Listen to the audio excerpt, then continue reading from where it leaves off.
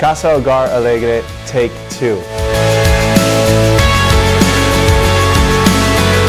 Last week I had the opportunity to go down to Tuxtla Gutierrez in Mexico with a team from Hoboken Grace to go and serve and love on about 100 children that live at Casa Hogar, an orphanage down in Tuxtla. The orphanage is run by pretty much 4 or 5 adults. They do have a school during the day, but after that it's 4 or 5 adults trying to take care of 100 kids. I mean, all of these kids have unique stories, very unique stories. Some things that maybe we've experienced but we don't talk about as much, but it's evident in their lives because of their situation that they've suffered, that they've gone through something that has deeply wounded who they are, their identity.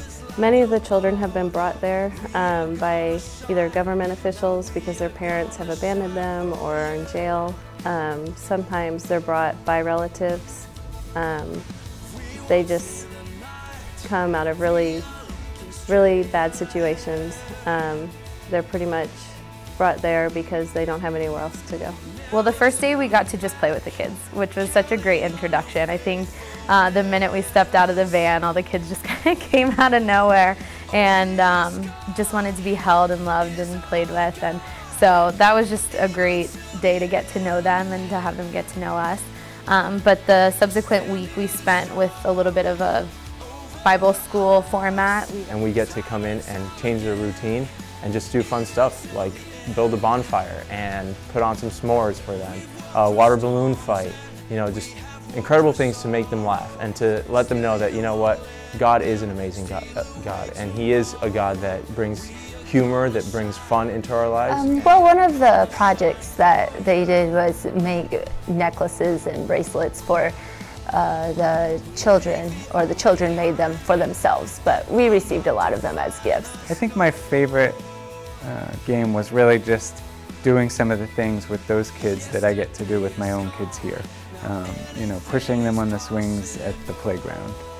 It's something I do with my daughter all the time, but they crave that. They don't get that one-on-one attention as much as our kids do. We had a team of 10 people from Hoboken Grace, kind of from all different walks of life.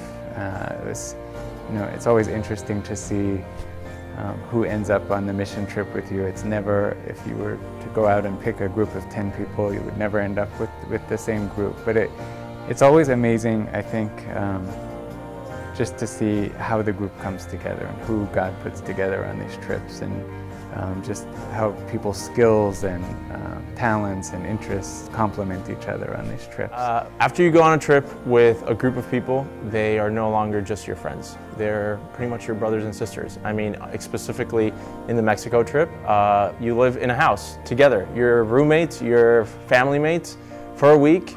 You have no water when it runs out together, so someone needs to bring you a bottle of water so you can finish your shower. That can be awkward.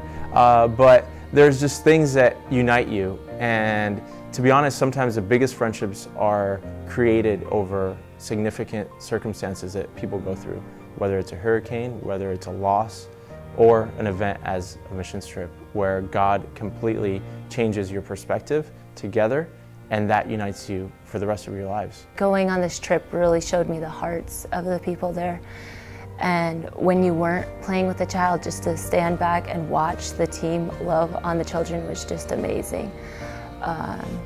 I really feel privileged to have met the 9 other people on the trip, to hear their stories in the morning as well, and to be open with them and share this really amazing experience. But it's such a joy for me to be down there and see those kids, and God just, He makes it okay that I'm not with my kids for that week. I'm down with my other kids in Mexico. So. I think a lot of times our fear of going on a missions trip is what will happen to us, or what we'll have to overcome to be there, or the circumstances, or what the country, you know, the risk that might exist in that country, or leaving our comfort zone. But I truly believe that when you take that step of faith, and when you take that step where you've been afraid, really, and trust God with it, that God shows up. I was definitely apprehensive to go. I think I got more stressed about what I needed to take care of to be gone for a week than I did about what my impact would be while I was there. But once I got there, I mean, just all of that faded away. God took care of everything. I didn't have the financial means to pay for the trip. I wasn't sure that I knew enough people to raise support, and God took care of all of that. And He wanted me there, He was going to get me there, and the same is true of anyone. We all have limited vacation time and limited money, and there's lots of other things we could do with our time. But what I find is that those trips are just so much, they're just so fulfilling that I'm no worse off for not having taken the week of vacation than going on the mission trip. If God wants you there, He's going to make you go, and He will make everything okay. He will give you the peace. I have peace now. He will give you the strength. You know, it's long days, it's not easy, it's emotionally tolling, it's spiritually tolling.